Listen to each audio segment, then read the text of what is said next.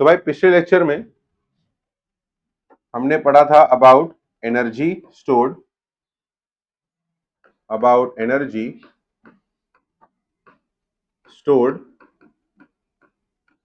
In an inductor. ठीक है, एक इंडक्टर में कितना एनर्जी स्टोर होगा in form of magnetic field. तो कैपेसिटर्स में स्टूडेंट्स, जब इलेक्ट्रोस्टैटिक्स हमने किया था तो कैपेसिटर्स में हमने देखा कि energy is stored in form of electric field. इसी के अपोजिट इंडक्टर में energy is stored in form of magnetic field. और यहां पे जो एनर्जी स्टोर होगा, let us say that energy is U and that U is given by formula half times L I square. ये formula हमने derive किया था, u equal to half L I square. Students, अगर आप इसको compare करो capacitor की energy से, तो कैपेसिटर का एनर्जी का फॉर्मूला आपको याद होना चाहिए, that is half times C V square capacitor का। तो देखो भाई, इंडक्टर के केस में क्या आ गया, सेल्फ इंडक्टेंस आ गया, और कैपेसिटर के केस में क्या आ गया बेटा, कैपेसिटेंस। इंडक्टर एनर्जी बना रहा है बिकॉज ऑफ द करंट, इसलिए इक्वेशन में क्या आया है, करंट।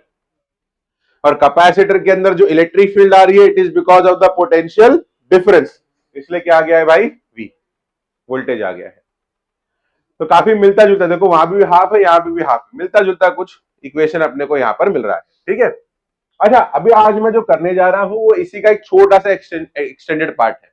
ठीक है, मैं आज क्या करने जा रहा हूं, आज हम लोग फाइंड आउट करने जा रहे हैं एनर्जी डेंसिटी। आज हम लोग फाइंड आउट करने जा रहे हैं energy density of an inductor. अब एनर्जी डेंसिटी बोले तो क्या, एनर्जी डेंसिटी का मतलब होगा energy per unit volume. Energy density का मतलब होगा एनर्जी पर यूनिट वॉल्यूम, कि इंडक्टर के वॉल्यूम में पर यूनिट वॉल्यूम कितना एनर्जी स्टोर होगा। तो यार देखो, कॉन्सेप्ट बड़ा सिंपल है। एनर्जी डेंसिटी मान लेते हैं स्मॉल यू, और उसको मैं बोलूंगा एनर्जी स्टोर्ड अपॉन वॉल्यूम। मतलब जो भी एनर्जी का फॉर्मूला स्टूडेंट्स अपने को मिला है, उसको बस किससे डिवाइड करना है भाई, अपने को वॉल्यूम से डिवाइड करना है। ठीक है, अच्छा तो एनर्जी का फॉर्मूला तो हमारे पास है, sir that is half times L I square. अब बचा वॉल्यूम, सर वॉल्यूम क्या होगा, आइए समझते हैं जरा। अब अगर अपने पास स्टूडेंट्स एक इंडक्टर है, अगर अपने पास ऐसा एक इंडक्टर है लाइक दिस, और सपोज कर लेते हैं इस इंडक्टर का लेंथ जो है दैट इज स्मॉल एल, इसका लेंथ है। ठीक है, और ये जो एरिया है, ये जो एरिया है, मान लेते हैं ये एरिया है A is the area cross section of the is the area of cross section. तो इसका जो वॉल्यूम बनेगा वो आएगा एरिया मल्टीप्लाइड बाय क्या रहेगा बच्चा लोग, length. So volume will be area into length. Yes, cylinder जैसा है ना, एग्जैक्टली सिलेंडर जैसा है। अगर आप एक सोलेनॉइड को देखोगे तो सिलेंडर जैसा आपको थोड़ा बहुत नजर आएगा। अगर मैं इन दो पार्ट्स को इग्नोर करूं तो इसका साइज जो है वो कुछ कुछ किस तरह है भाई, सिलेंडर जैसा है। तो इसलिए सिलेंडर का फॉर्मूला लगा यहां पे एरिया इनटू लेंथ। ठीक है, अब यहां पर मैं इंडक्टर का फॉर्मूला लगाऊंगा जो हमने फाइंड आउट किया है। ठीक है, तो ये आ जाएगा 1/2 एरिया इनटू लेंथ।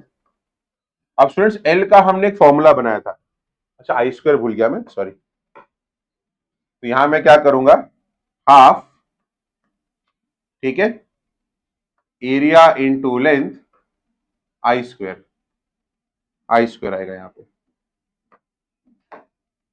आई स्क्वायर आएगा यहां पे।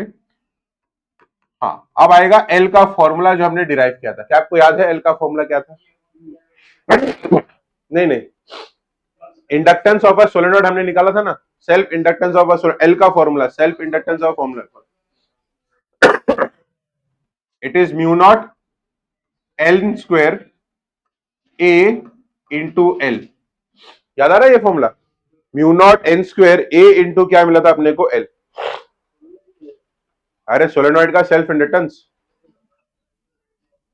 अरे वो एक कैपिटल एन स्क्वायर वाला था, फिर एक स्मॉल एन वाला था। देखो ये वो फॉर्मूला है कि नहीं है, चेक कर लो भाई। इट इज म्यू नॉट छोटू n square area into length, बराबर कि नहीं, सही है।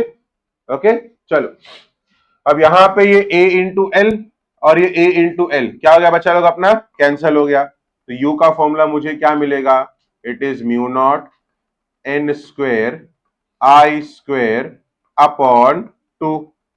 अब इसको मल्टीप्लाई बाय म्यू नॉट और डिवाइड बाय म्यू नॉट करूंगा, तो ऊपर मेरे पास आ जाएगा energy density as mu naught square n square I square upon 2।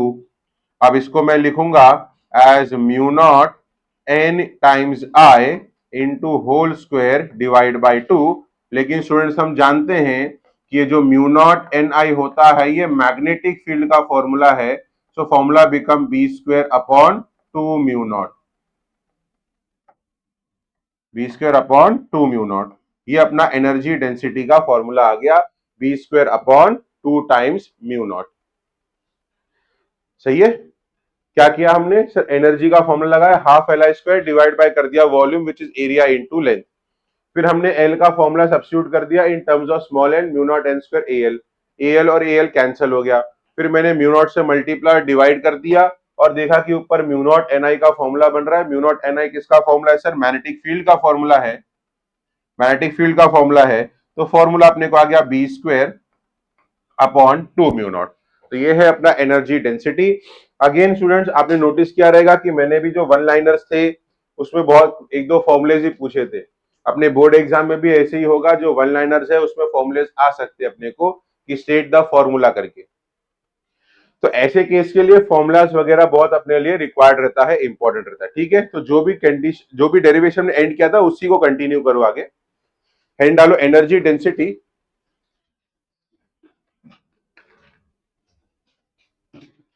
Energy density, energy density, energy density.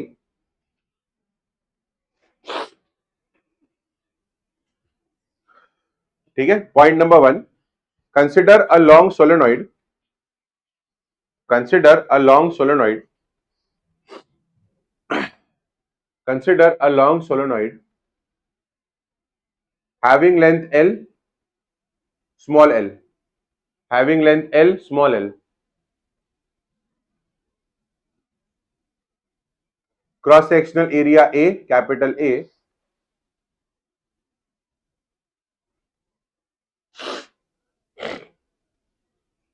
capital A, and carrying a current I, and carrying a current I.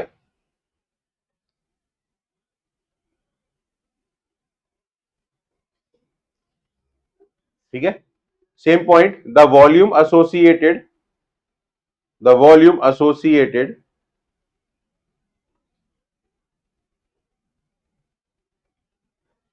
the volume associated with length L will be, with length L will be A into L, will be A into L, small L, small L, small L, length के लिए small L ही है ना, capital L हमने inductance के लिए रखा है, small L. Okay, point number 2, the energy stored by the solenoid, the energy stored by the solenoid, the energy stored by the solenoid, the energy stored by the solenoid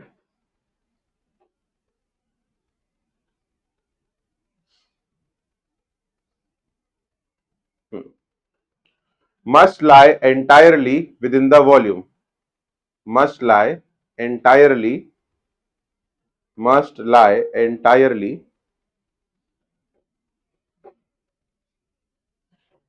within the volume, within the volume, because magnetic field outside the solenoid, because magnetic field outside the solenoid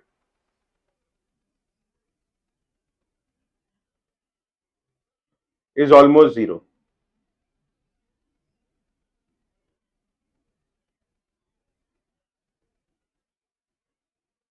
The energy stored, same point, the energy stored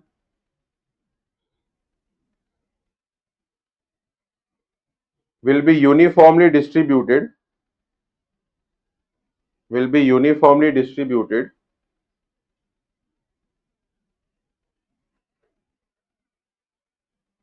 within the volume, within the volume. Next point sir, 2 minute दो, call करो 2 minute. Next point, therefore the energy stored per unit volume, therefore the energy stored per unit volume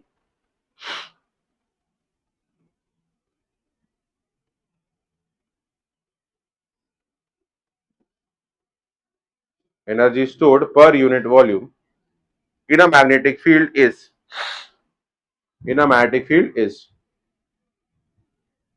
अब बस वो जो energy density वाला मैंने लिखाया है, हाँ, वहां से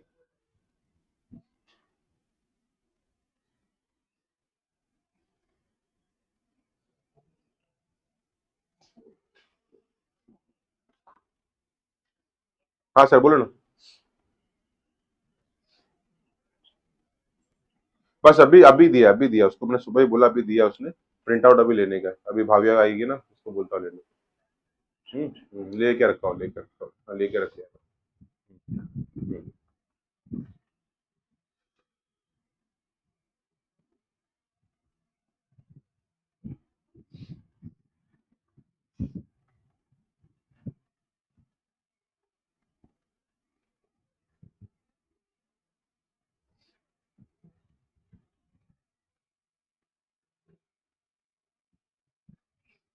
अनुज, भाविया मैम आई है क्या?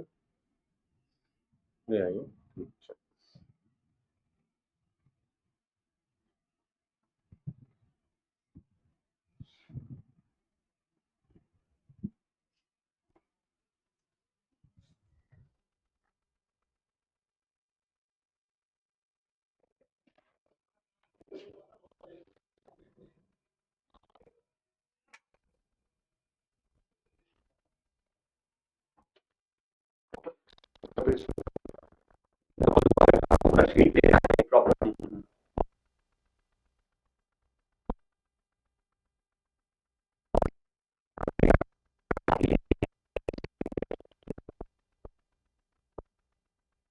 उसके बाद दे देंगे.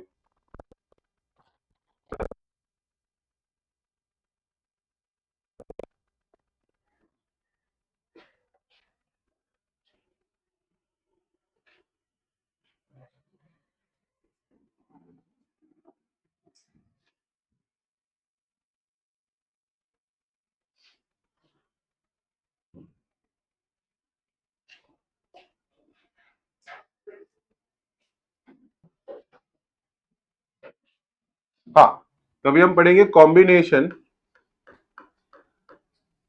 Combination of inductors, combination of inductors. ठीक है, मतलब बेसिकली सबसे पहले हम पढ़ेंगे कि अगर हम दो इंडक्टर को सीरीज में लगाएंगे तो टोटल इंडक्टेंस क्या होगा, और वहीं अगर उनको हम पैरेलल में लगाएंगे तो क्या होगा. ठीक है, तो फॉर एन एग्जांपल सपोज कर लेते स्टूडेंट्स, हमारे पास यहां पर दो इंडक्टर ऐसे सीरीज में लगे हुए हैं. ठीक है, सीरीज में लगे हुए हैं. एक का इंडक्टेंस L1 और दूसरे का इंडक्टेंस क्या है, L2. Okay, and we are here assuming that these inductors are very very far away from each other so that they will not be able to influence each other. Otherwise inductor एक दूसरे को influence करते हैं, और फिर उसके बाद एक कॉन्सेप्ट आ जाता है म्यूचुअल इंडक्टेंस का, जो आगे हम पढ़ने वाले हैं.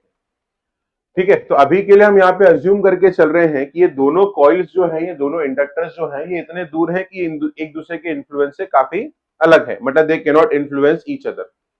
तो ऐसे केस में इनका जो इंडक्टेंस आएगा सीरीज में, वो सिंपली होगा L1 प्लस क्या आ जाएगा बेटा, L2. सिंपल. ओके, वहीं और अदर हैंड कि अगर अपने पास मान लेते हैं कि वही दो इंडक्टर पैरेलल कॉम्बिनेशन में आ जाए, पैरेलल कॉम्बिनेशन में, पैरेलल कॉम्बिनेशन। तो जो अपना इफेक्टिव इंडक्टेंस होगा, सपोज ये अपना फर्स्ट कॉइल L1, इसी के बाजू में दूसरा कॉइल आ गया भाई अपना L2, इन दोनों को हमने पैरेलल में लगाया है। तो अब इनका इंडक्टेंस आएगा 1/LP will be equal to 1/L1 plus क्या आएगा भाई 1/L2। तो बेसिकली रेजिस्टेंस के ही फॉर्मूले को ये लोग कॉपी करेंगे। याद रखना स्टूडेंट्स, यहाँ पे एक assumption में लेके बैठा हूं that coils are very very far away from each other so that they will not influence each other। अब ये मैं क्यों बार बार कह रहा हूं, क्योंकि इसके बाद का अपना जो कॉन्सेप्ट है वो म्यूचुअल इंडक्टेंस का है, और वहां पर आप स्टडी करोगे कि अगर दो कॉइल्स एक दूसरे के बहुत पास में रखे, एकदम करीब में रखे, so they can influence each other. उसी कॉन्सेप्ट को हम लोग म्यूचुअल इंडक्टेंस बुलाते हैं। ओके तो यहां पर assumption है कि coils are far away so they do not influence each other. और ये डायरेक्ट फॉर्मूला लेना है बेटा अपने को, इसके ऊपर सिंपल से क्वेश्चन आएंगे अपने को कि भाई अगर इंडक्टर सीरीज में है तो इफेक्टिव इंडक्टेंस बताओ, पैरेलल में है तो इफेक्टिव इंडक्टेंस बताओ। और बोर्ड्स में इसके ऊपर मैं बता रहा हूं, एक क्वेश्चन एमसीक्यू में आ भी चुका है, बड़ा ही सिंपल सा क्वेश्चन था, टेक्स्ट बुक का ही क्वेश्चन था। अगर आप टेक्स्ट बुक को ओपन करेंगे ना तो टेक्स्ट बुक के अंदर जो पीछे एक्सरसाइज है अपना, उसके अंदर ये क्वेश्चन है, मैं आपको रीड करके बताता हूं। Two inductor coils with inductance 10 millihenry and 20 millihenry are connected in series। वापस मैं रिपीट कर रहा हूं, two inductor coil inductance 10 millihenry and 20 millihenry are connected in series। What is the resultant inductance of the combination? Resultant कितना आएगा 30। बस यही अपने को आंसर मार्क करना था। टेक्सचुअल क्वेश्चन है, बोर्ड्स में एक बार आ चुका है, बड़ा ही सिंपल सा, इस टाइप के क्वेश्चन न्यूमेरिकल बेस आएंगे अपने को। ओके तो 10 + 20 करना, 30 आंसर मार्क करना, कहानी खत्म। अच्छा ये सेम टाइप के क्वेश्चन ना आपको वन लाइनर्स में भी आ सकते हैं। तो बोर्ड वाले क्या कर सकते हैं, जो एमसीक्यू का क्वेश्चन है ना उसको वन लाइनर्स में डाल सकते हैं। जैसे मैंने वन लाइनर में क्वेश्चन डाला था, what is the resistance of an ideal volt meter, one liner में था वो सेम क्वेश्चन में एमसीक्यू भी पूछ सकता हूं। समझे बात, समझ में आई अपने को? ऐसा what is resistance of an ideal ammeter, ये सारे क्वेश्चन आएंगे। State the formula force acting on a current carrying conductor in a magnetic field F equal to BIL sine theta, write it in a vector form, state the vector form of Biot Savart law. ऐसे question one liner में आएंगे। तो मैं क्या कहने की कोशिश कर रहा हूं कि स्टार्टिंग के तुम्हारे 10 और वो 8 18 मार्क्स जो है वो तुमको अच्छे से अप्रोच करने हैं। वो एक बार 18 मार्क्स तुम्हारे आ जाएंगे ना, फिर तुम्हारा कॉन्फिडेंस आ जाएगा, फिर बाकी के क्वेश्चन आप आराम से सॉल्व कर पाओगे। वहां पे आपको गेन करना है मार्क्स। ये वो ऐसा पॉइंट है जहां पर अगर आप सबसे ज्यादा मार्क्स गेन कर सकते हो, मार्क्स लूज भी कर सकते हो। हाई स्टेक्स गेम है वो। हाँ अगर मिल गया तो बहुत अच्छे मार्क्स मिलेंगे, नहीं मिला तो बहुत ज्यादा मार्क्स गवा दोगे वहां पे उस सेक्शन के अंदर। 18 मार्क्स है, 18 मार्क्स। ओके तो इसीलिए फॉर्मुलेस, वेक्टर फॉर्म, ये सब चीज, एसआई यूनिट, ये तीन चीज बहुत अच्छे से स्टडी करना फिजिक्स के अंदर। मैं सिर्फ अपने सेक्शन की बात नहीं कर रहा, ओवरऑल फिजिक्स की बात मैं कर रहा हूं। वन लाइनर्स के लिए इसी तरह प्रिपेयर किया जाता है, formulas, vector form, SI unit, ये तीन चीज। ओके तो इसको नोट डाउन कर लो।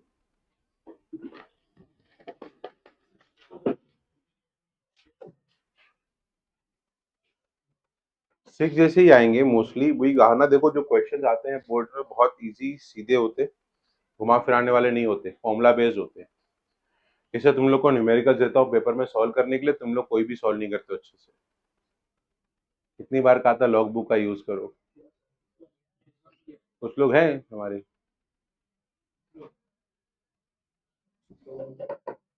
चलो इधर आओ, देखो ये वाला सम तो बहुत इजी है। Calculate, sorry, a long solenoid of length 1 metre 1000 turns has a cross section area 10⁻⁻⁴, calculate the self inductance. सब डेटा दिया है अपने को, सिर्फ फॉर्मूला पता होना चाहिए कि फॉर्मूला क्या है, दैट्स इट। तो एल का फॉर्मूला क्या यूज किया तुम लोग बताओ मेरे को। हाँ, mu naught N square upon upon L into A, ठीक है।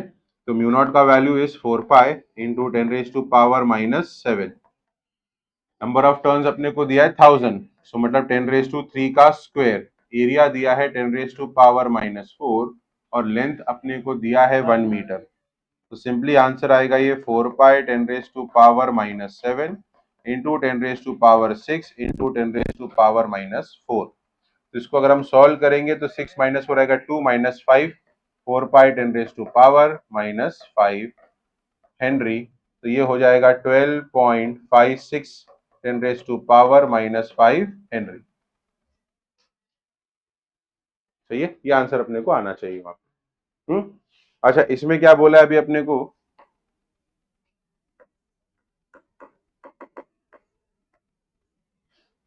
इसमें क्या बोला है? A square loop of side A and resistance R is placed perpendicular to a uniform magnetic field V naught sin omega t.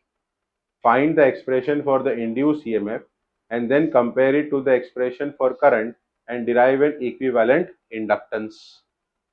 अब हमको एक inductance भी इसमें निकालना है, फाइंड आउट करना है। ठीक है, चलो बढ़िया है। तो इंडक्टेंस का फॉर्मूला क्या होता है बच्चा लोग? What is the formula of inductance? L. L का फॉर्मूला है टोटल फ्लक्स अपॉन क्या रहेगा स्टूडेंट्स? हमारा करंट। सही है। टोटल फ्लक्स सिंपली क्या होता है भाई? एन फाई टाइम्स क्या रहेगा बच्चा लोग? आई। अब इसमें से कौन कौन सा डेटा अपने को दिया हुआ है? देखो, अपने को बोला है कि लूप का कुछ रेजिस्टेंस है, लूप का कुछ रेजिस्टेंस है और साइड दिया है। तो साइड से हम लोग एरिया निकाल सकते हैं, इसका एरिया फाइंड आउट कर सकते हैं। ठीक है, तो चलो एक काम करते हैं, पहले एरिया निकालते हैं। तो एरिया ऑफ लूप क्या होगा अपना? ए स्क्वायर बराबर मैग्नेटिक फील्ड कितना है अपना? बी कितना है अपना sir? B naught sine of omega t. सही है, ये मैग्नेटिक फील्ड है। तो एरिया और मैग्नेटिक फील्ड से आपको क्या मिलेगा बच्चा लोग? Magnetic flux. ठीक है, तो मैग्नेटिक फ्लक्स सिंपली रहेगा बी इंटू ए। तो बी का वैल्यू है B naught sine of omega t, so B naught A square sine of omega t. ये हमारा मैग्नेटिक फ्लक्स हो गया। क्या हमको कोई नंबर ऑफ टर्न्स दिया है लोग ने? नहीं दिया है। तो नहीं दिया है तो 1 ले लेंगे हम लोग। ठीक है, तो ये हमारा मैग्नेटिक फ्लक्स हो गया। अब करंट हम कैसे निकालेंगे? तो करंट हम लोग निकालेंगे ईएमएफ इनटू रेजिस्टेंस। अच्छा, ईएमएफ तो निकाला नहीं, sorry sorry sorry, induce EMF पहले निकालते हैं। तो E इज इक्वल टू क्या आएगा स्टूडेंट्स? माइनस ऑफ क्या रहेगा? डी फाई अपॉन क्या रहेगा बच्चा लोग? D t. ठीक है, तो ये हो जाएगा भाई अपना minus d by d t of magnetic field, sorry flux का अपने को डेरिवेटिव निकालना है। तो differentiation of B naught A square into sine of omega t. क्या हुआ बेटा? क्या हो गया? नहीं, लेंस लॉ ही लगाते हम लोग हमेशा। We always use Lenz law, always हमको लेंस लॉ ही लगाना है। तो आएगा minus B naught A square. अब derivative of sine omega T, तो साइन का डेरिवेटिव क्या आएगा? Cos of omega T into वापिस से आएगा डेरिवेटिव ऑफ क्या रहेगा बच्चा लोग? Omega T, which is omega. तो मुझे ईएमएफ का वैल्यू मिलेगा E is minus B omega A square cos of omega t. ये मेरा ईएमएफ आ गया। अब ईएमएफ से मैं करंट निकाल सकता हूं। क्या हो गया? अब ईएमएफ से हम करंट निकाल सकते हैं कि E इज इक्वल टू क्या रहेगा? I times R। तो I का वैल्यू क्या मिलेगा इस पूरे को? B omega A square current B। हाँ, तो I is equal to E by R। ठीक है, E का वैल्यू पुट करो, B naught omega A square cos square of omega t divide by R, ऐसे। ठीक है, ये करंट आ गया भाई अपना। तो if you take only magnitude, अब हम लोग सिर्फ मैग्नीट्यूड लेंगे। तो हम लोग करंट का सिर्फ मैग्नीट्यूड लेने वाले हैं। तो I will be equal to क्या रहेगा? B naught omega A square cos square omega t upon R. ये करंट आ गया। अब हमारे पास करंट भी है, हमारे पास फ्लक्स भी है, बस दोनों को अपने को क्या करना है स्टूडेंट्स? डिवाइड करना है। ठीक है, दोनों को डिवाइड करेंगे, अपना सेल्फ इंडक्टेंस आ जाएगा। तो सेल्फ इंडक्टेंस जैसे मैंने बताया टोटल फ्लक्स अपॉन करंट। तो फ्लक्स का वैल्यू क्या मिल रहा है अपने को? देखो, फ्लक्स का वैल्यू मिल रहा है B naught A square sine square of omega t, और करंट अपने को आ रहा है B naught omega A square cos square of omega t divided by R. अब इसमें स्टूडेंट्स अपना देखो बी नॉट और बी नॉट कैंसिल हो जाएगा, ठीक है, ए स्क्वायर और ए स्क्वायर भी क्या हो जाएगा अपना कैंसिल हो जाएगा, आर ऊपर चल जाएगा, तो एल मुझे मिलेगा R upon omega sine square upon cos square क्या आ जाएगा tan square of omega t. ये अपना सेल्फ इंडक्टेंस आ गया। That's it.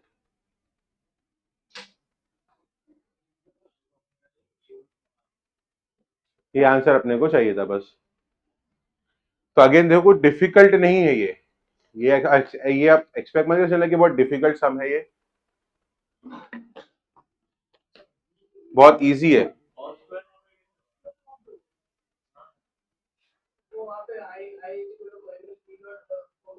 अरे यार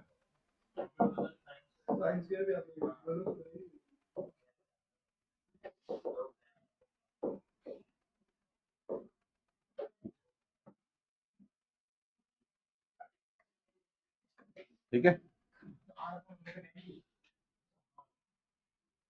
तो ये करने का अपने को तो बेसिकली खाली क्या आपको जो बोला है उसको अपने को फाइंड आउट करना है कि फ्लक्स कैसे निकालोगे, तो फ्लक्स का बेसिक फॉर्मूला पता होना चाहिए, ईएमएफ चाहिए तो ईएमएफ का बेसिक फॉर्मूला क्या है, करंट क्या है। तो इसमें हमने कोई एक्स्ट्रा टेरेस्ट्रियल अलग चैप्टर से जाके कोई फॉर्मूला नहीं निकाला है, हमने इस चैप्टर्स के जो फॉर्मुलेस पढ़े हैं वही फॉर्मूले हमने यहाँ पे लगाए हैं।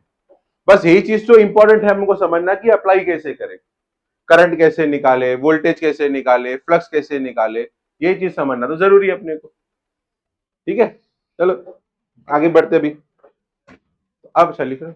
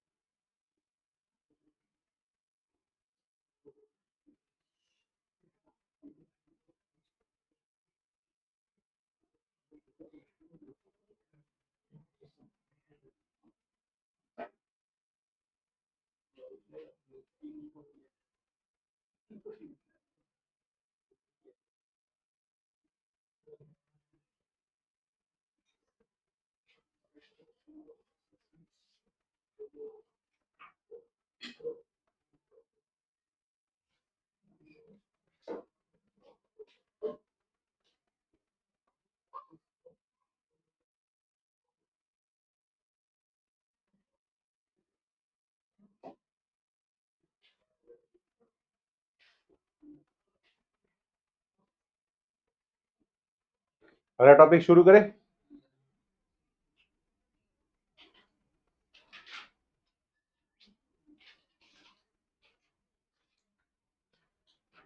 एक बात याद रखना, देखो फॉर्मूला अगर आपको याद रहेगा ना तो एप्लीकेशन थोड़ा सा रिलेटिवली आपके लिए इजी हो जाता है if you remember the formula. Because आपको फॉर्मूला पता है तो आपको कहीं ना कहीं सीक्वेंस का आइडिया मिल जाता है। जैसे सेल्फ रिटर्न्स निकालना है तो क्या फॉर्मूला है सर, फ्लक्स अपॉन करंट, मतलब सर हमें फ्लक्स ढूंढना है, हमको करंट ढूंढना है। अब फ्लक्स कैसे ढूंढना शुरू करेंगे sir, magnetic field into area. Sir current कैसे ढूंढेंगे sir, voltage upon resistance, EMF upon resistance. तो फाइंड आउट करना इजी हो गया ना, तुमको पता चल गया अब सीक्वेंस क्या है, नाउ यू कैन डू। यही इंपॉर्टेंस होता है फॉर्मूले का। मैं आपको आई थिंक जो मेरे पुराने स्टूडेंट्स हैं उनको कब से बोला जिस चैप्टर खत्म होता है फॉर्मूले की लिस्ट बनाओ, वो बात कहीं कहीं रह गई, बात कुछ बोली गई थी। हम्म, मैंने लिया है। चल आ जाओ।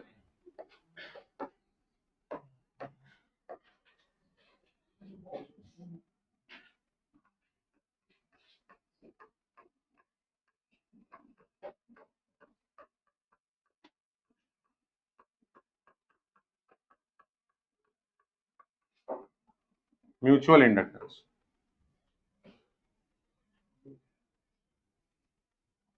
हाँ म्यूचुअल इंडक्टेंस क्या है अभी देखो, म्यूचुअल इंडक्टेंस में हमारे पास स्टूडेंट्स, हाँ म्यूचुअल इंडक्टेंस में क्या होता है, ठीक है पहले डेफिनेशन देता हूं। It is the production of induced EMF, production of induced EMF in one coil due to change in current, due to change in current in another coil. ठीक है, इस प्रोसेस को हम लोग म्यूचुअल इंडक्टेंस कह सकते हैं कि एक कॉइल में हम करंट को चेंज करेंगे और दूसरे वाले कॉइल में, सेकेंडरी कॉइल में वोल्टेज आ जाएगा। ठीक है, तो देखो कॉन्सेप्ट क्या है, बहुत ही इंटरेस्टिंग कॉन्सेप्ट है। अगर मेरे पास यहां पर एक कॉइल आता है ऐसे, और सपोज इस कॉइल को मैं एक एसी सोर्स के साथ कनेक्ट करता हूं, AC source, AC source, okay, और इसी के सामने यहां पर मैंने एक दूसरा कॉइल रख दिया,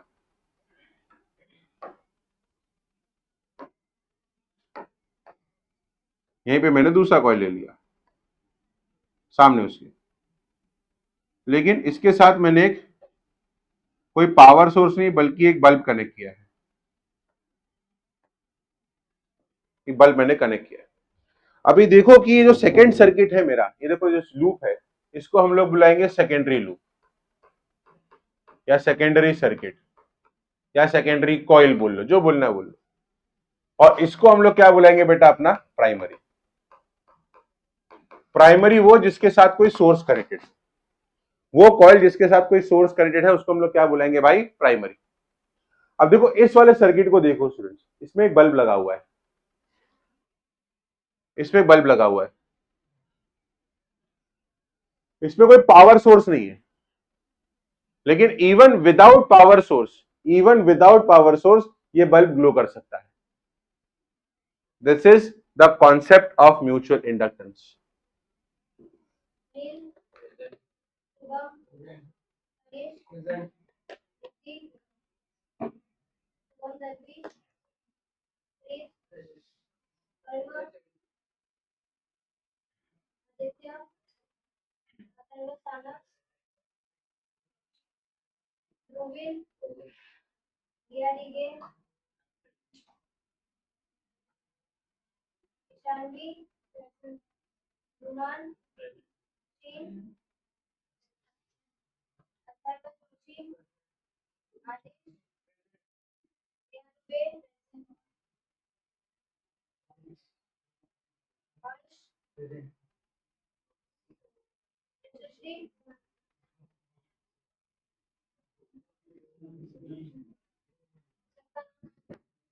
ठीक है, तो देखो यहां पर क्या होगा कि ये जो कॉइल है अपना, इस कॉइल के अंदर या इस कॉइल के साथ हमने कोई भी बैटरी एक्सेट्रा कनेक्ट नहीं किया है, no power source, but yet ये बल्ब हमारा ग्लो करेगा। This is the concept of mutual inductance.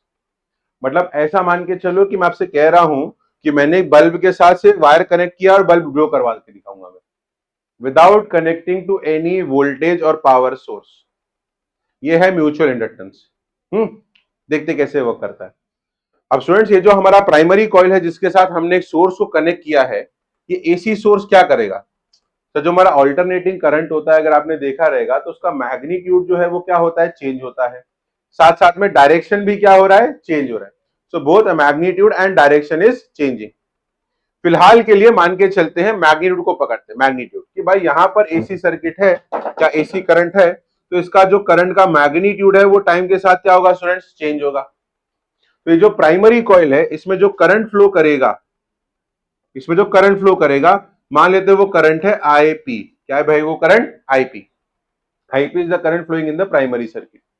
अब ये जो आईपी है बच्चा लोग, अब वापस से लॉजिक की चेंज बनाएंगे हम लोग। आ जाओ, जो हमारा आईपी है वो चेंज हो रहा है, चेंज इन प्राइमरी करंट हो रहा है।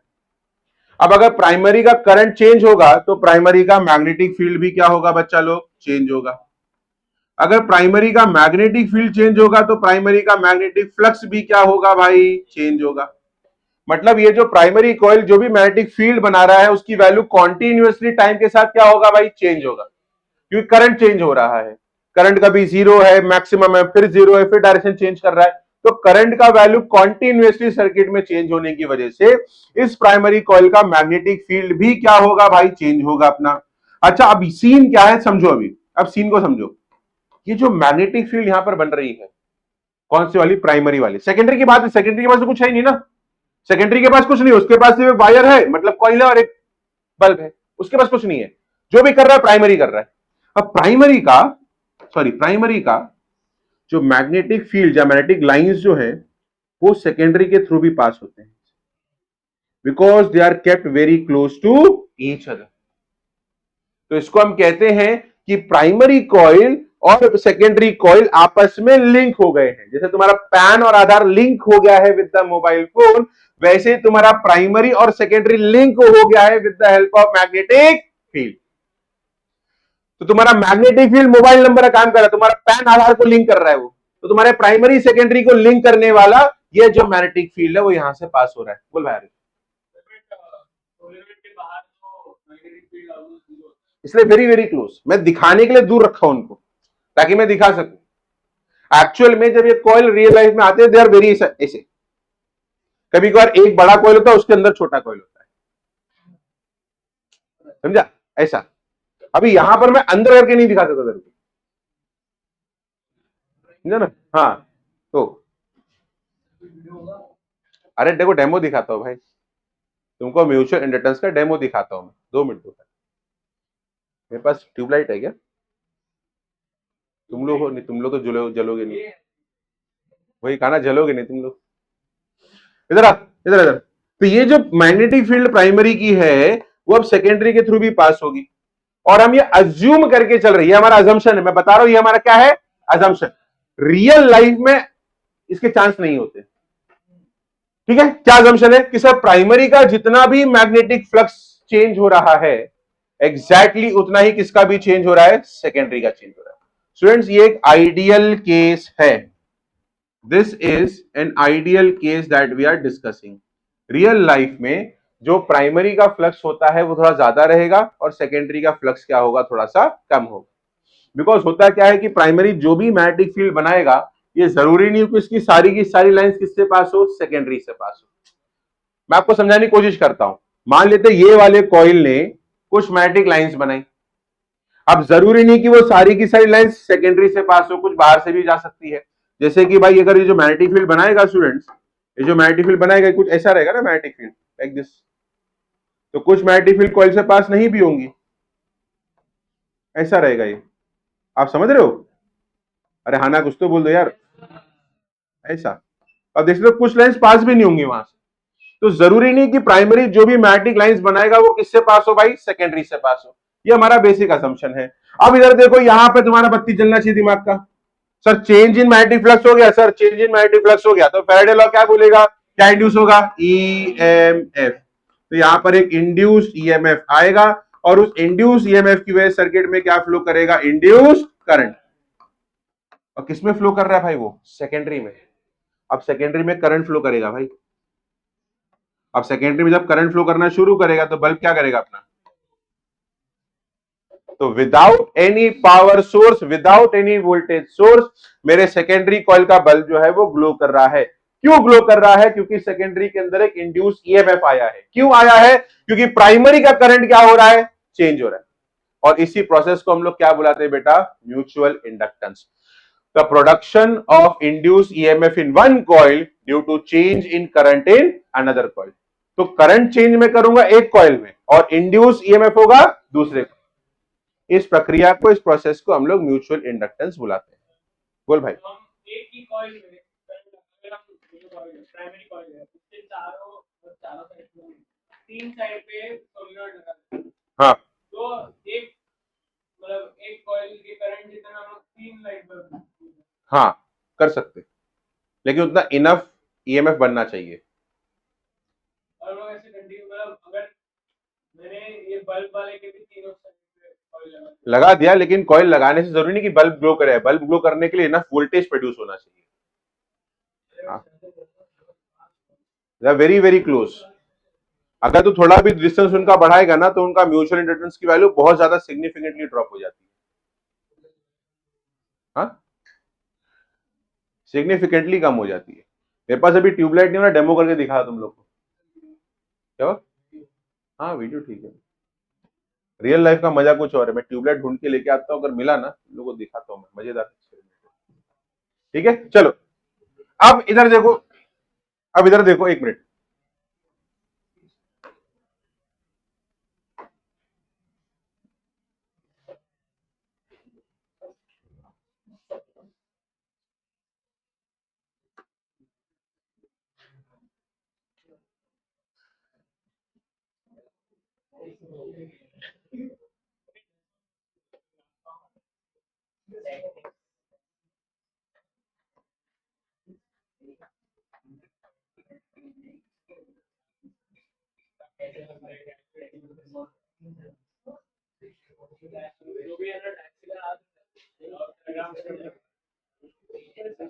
ये देखो,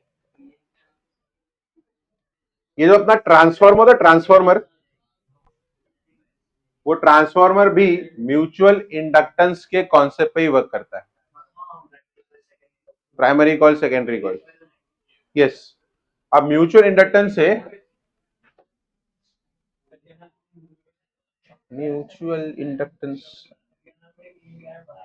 mutual inductance, the pair of coils,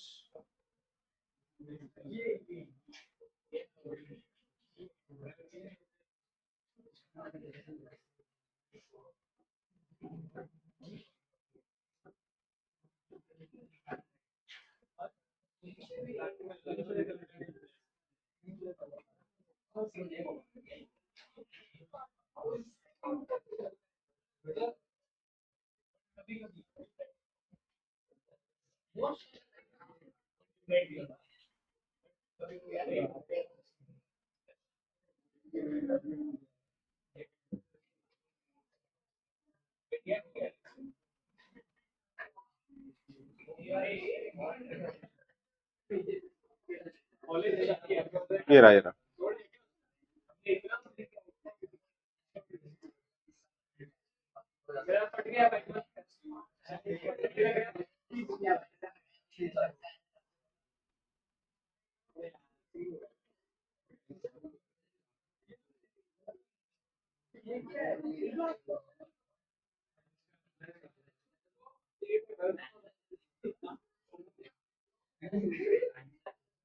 हाँ ये देखो, ये कर सकते हैं अपन।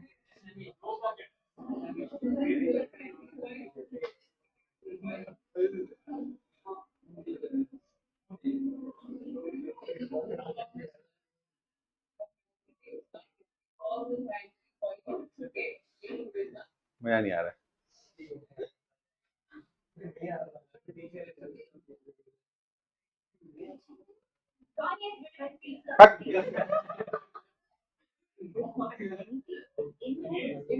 मैं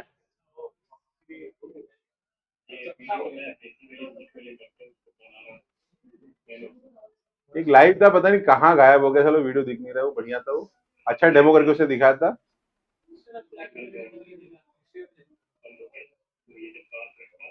नहीं मजा नहीं आ रहा है, मजा नहीं आ रहा, मजा नहीं आ रहा। आओ बड़ा वाला करेंगे आज, अच्छा बड़ा वाला करेंगे, मजा नहीं आ रहा, मजा नहीं आ रहा। लाइव करेंगे, लाइव करेंगे हम, ठीक है चलो। अच्छा इधर देखो, इधर देखो। नाउ जो भी मैग्नेटिक फ्लक्स, जो भी मैग्नेटिक फ्लक्स सेकेंडरी से पास हो रही है, the total flux, the total magnetic flux, the total magnetic flux through secondary coil, through secondary coil is directly proportional to the current in primary coil. हम primary coil में से जितना current pass करेंगे students, उतना ही ज्यादा magnetic flux किससे पास होगा भाई, अपना सेकेंडरी से पास होगा। इसलिए समझने के लिए लॉजिक की चेन बहुत जरूरी है।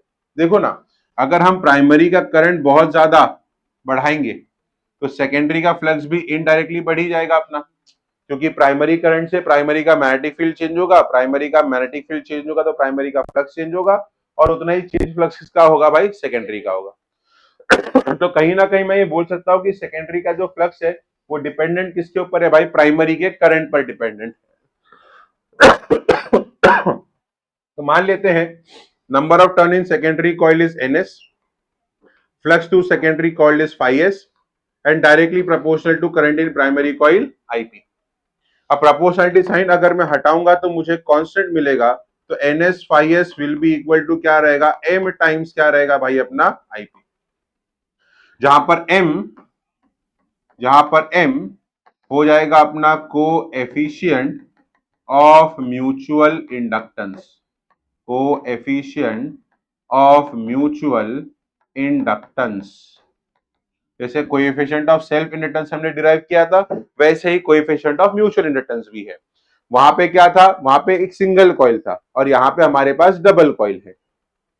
यहां पर सेकेंडरी का जो फ्लक्स है वो प्राइमरी के करंट पे डिपेंड कर रहा है और इनके बीच में जो कोएफिशिएंट बनेगा वो कोएफिशिएंट ऑफ म्यूचुअल इंडक्टेंस रहेगा भाई अपना। ठीक है, अच्छा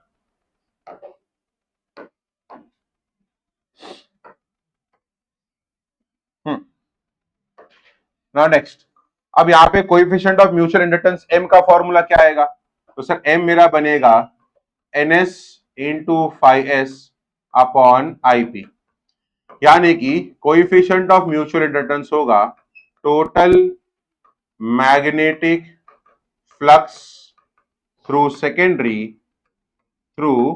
secondary coil divided by current in primary coil,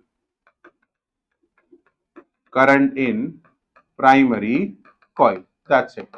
और इसकी भी जो SI यूनिट है वो SI यूनिट क्या है स्टूडेंट भाई अपनी Henry, just like coefficient of self inductance, इनका भी सेम है।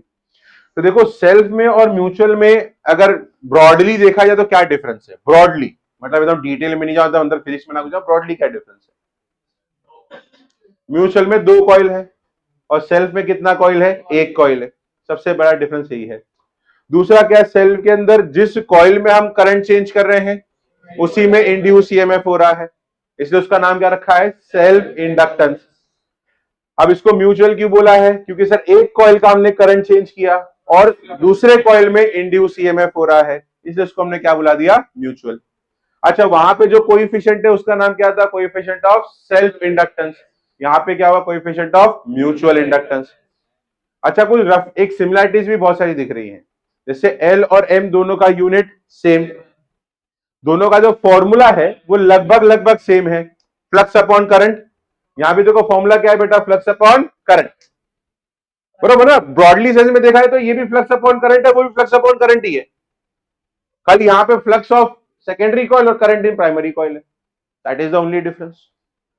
ठीक है, तो सेम फॉर्मूले पे हम लोग कॉइल्स का मैग्नेटिक फ्लक्स, अरे म्यूचुअल इंडक्टेंस भी कैलकुलेट कर सकते हैं। ठीक है, तो हेडिंग डाल लो फटाफट, फिर हम आगे इसको सॉल्व करेंगे।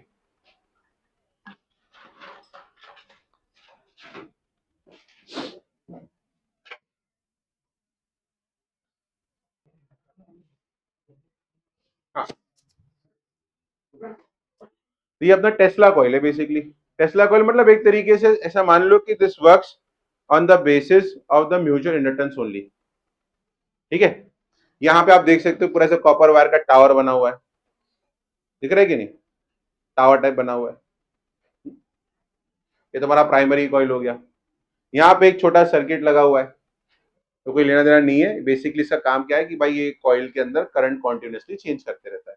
एक ट्रांजिस्टर लगा हुआ है, ट्रांजिस्टर काम है वो ऑन ऑफ होता है, जिसकी वजह से सर्किट में करंट का वैल्यू चेंज होता है। बिकॉज हमको यहाँ पे कांस्टेंट करंट तो नहीं चाहिए स्टूडेंट्स, हमको यहाँ पे कौन सा टाइप का करंट चाहिए भाई, चेंजिंग करंट, एक ऐसा करंट जिसका कॉन्स्टेंटली वैल्यू क्या होता रहे भाई, चेंज होता रहे, तभी ये सब पूरी प्रोसेस होगी, अदरवाइज नहीं होगी। ठीक है, ये चालू है, आओ देखते हैं। अब भाई तो ये तुम्हारा प्राइमरी, ये हमारा एलईडी, देख लो भाई कोई कनेक्शन बीच में नहीं है, डायरेक्ट मैं से डाल रहा हूं यहाँ पे। ठीक है, कौन सा वाला, रिकॉर्डिंग नहीं होगी अपनी, पीछे का उड़ा दिया मैंने, हे प्रभु, हे हरि राम।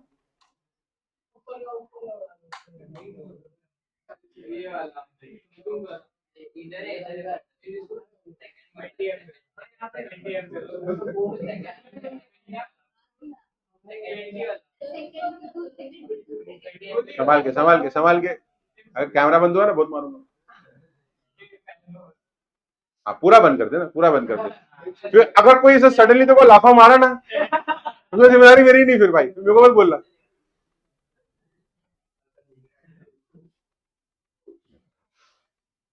दिख रहा है? जला जला, ये देखो अभी जल रहा है क्या? नहीं ना, अभी देखो।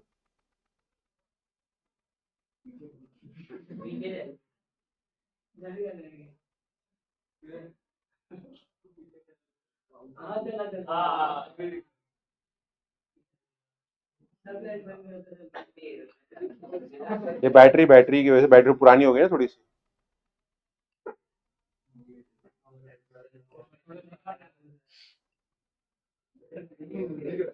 अभी दिख रहा है जल रहा है? हाँ ये देखो, एलईडी जल रही है अपनी। क्या हुआ?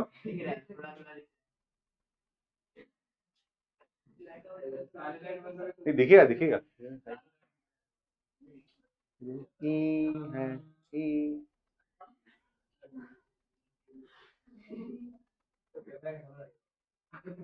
थोड़ा साइड में रखना, वो आ जाए ना। बैटरी बैटरी थोड़ा पुराना हो गया ना, इसकी वजह से।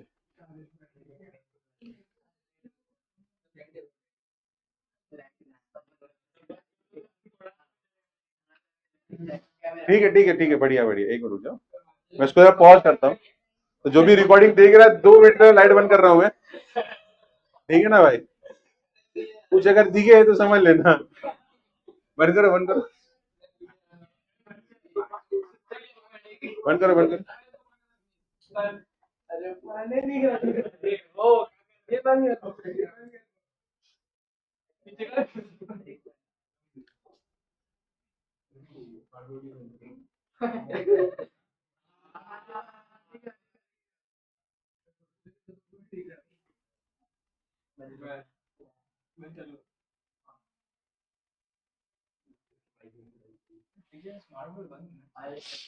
क्या करना चाहिए?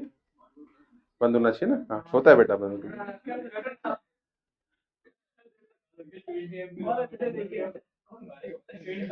तो वो रिकॉर्डिंग वालों को लगे इसका लाइट जल गया। इसको अंदर कर लेता हूँ भाई, रिकॉर्डिंग वाला बना देगी।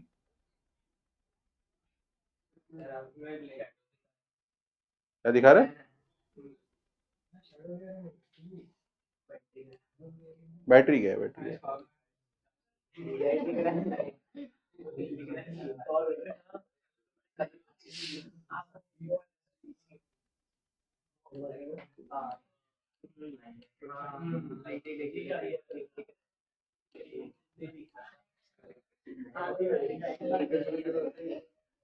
हाँ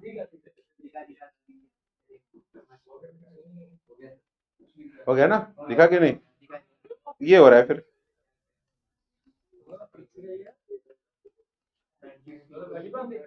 बैटरी थोड़ी सी पुरानी है ना, वीक हो गई इसलिए, और सर्किट थोड़ा हिल गया आई थिंक शायद से। क्या चेंज करना है? एसिड चेंज करना है इसके अंदर।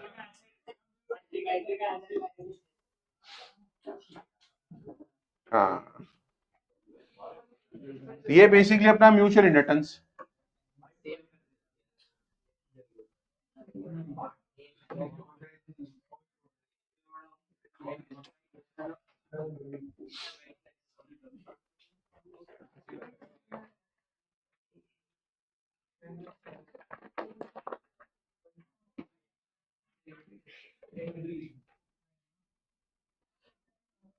यस हो गया।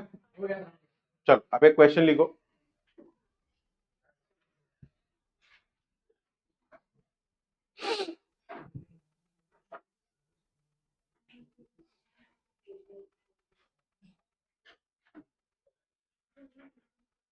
हम्म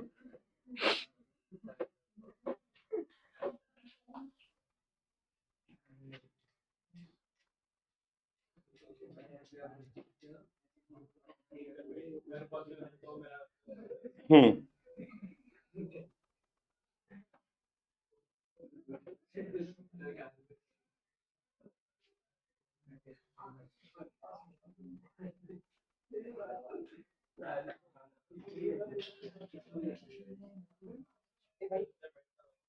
हम्म